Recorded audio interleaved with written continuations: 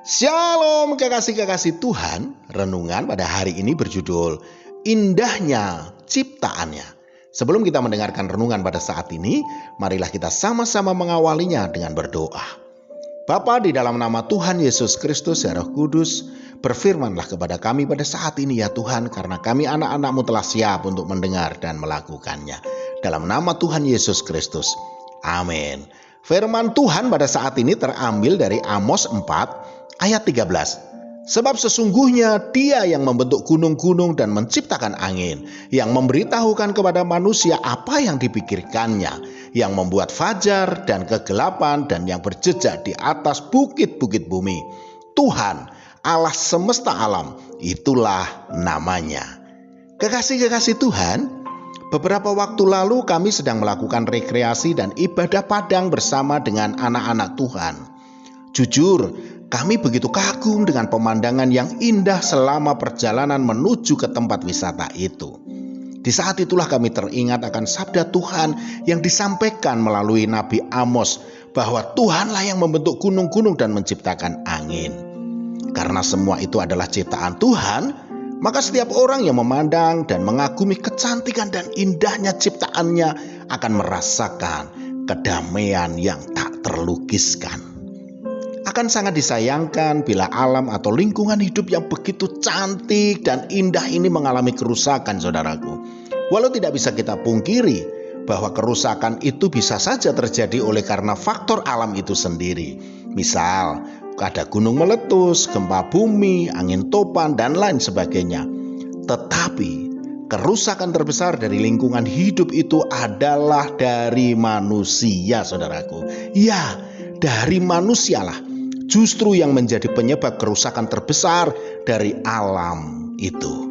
Contohnya, pencurian atau penebangan hutan secara liar, pembakaran hutan, membuang sampah di sungai, dan lain sebagainya, yang kesemuanya itu bisa menyebabkan bencana alam yang merugikan kita sendiri.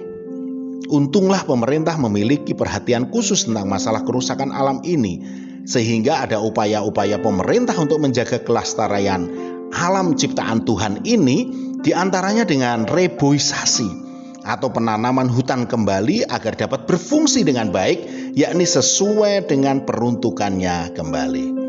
Saudaraku, demikian juga dengan kehidupan kita.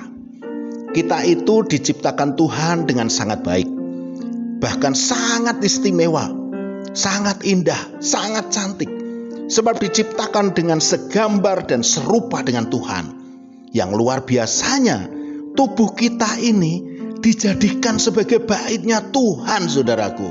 1 Korintus 6 ayat 19 mengatakan, atau tidak tahukah kamu bahwa tubuhmu adalah bait Roh Kudus yang diam di dalam kamu, Roh Kudus yang kamu peroleh dari Allah, dan bahwa kamu bukan milik kamu sendiri? Kalau kita ini adalah sebagai baitnya, tegakah kita merusaknya, saudaraku? Atau mungkin bahkan menghancurkannya? Kalau kita itu rusak, adakah keindahan dan kebaikan Tuhan terpancar dari kehidupan kita? Marilah kita jaga hidup kita, saudaraku. Tubuh kita ini marilah kita jaga dengan baik, agar melalui kehidupan kita, nama Tuhan Yesus Kristus kita permuliakan. Lalu ada pertanyaan, kalau hidup kita sudah terlanjur rusak dan penuh dengan dosa, bagaimana? Seperti halnya dengan hutan yang rusak lalu diperbaiki kembali dengan program reboisasi atau penanaman hutan kembali, kita pun harus ditanami kembali dengan benih-benih firman Tuhan, saudaraku, agar ke depan kita bisa bertumbuh dan berbuah lebat dan memancarkan sinar kemuliaan Tuhan Yesus Kristus. Amin. Mari kita berdoa. Bapa, di dalam nama Tuhan Yesus Kristus ya Roh Kudus, mohon ampun kalau dalam kehidupan kami tidak memancarkan sinar kemuliaan-Mu. Untuk itu, perbaharuilah hidup kami ya Tuhan, agar kehidupan kami senantiasa mempermuliakan nama-Mu. Dalam nama Tuhan Yesus Kristus. Amin. Selamat beraktivitas dan tetap semangat.